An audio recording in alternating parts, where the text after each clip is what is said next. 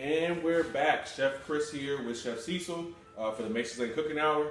All right, so Chef Cecil just got done with his hot dog scramble with mushrooms, onions, topped with a little bit of tomatoes.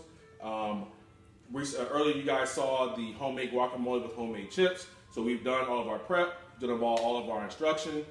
We give you guys some tips and some tools to work with in the kitchen. Our last disclaimer, again, when you're working with sharp objects, please always have parental guidance. Additionally, sanitation is of the utmost importance. Wash your hands, wash your utensils, and wash the areas that you are cooking on and the surfaces that you're using. So now we've done all the hard work. We get to enjoy the fruits of our labor. Chef Cecil, ready to take a bite? Yeah, absolutely. I'm going to try these delicious looking chips that you made homemade with this guac. Let's see. Let's see what we got here. See a nice healthy dip right there. Very good. That's some guacamole for you right there. Good chip. I'm going to try one of these chips with the egg scramble. Yeah. Hot dogs, mushrooms, onions, tomatoes, you name it, on a fresh made chip.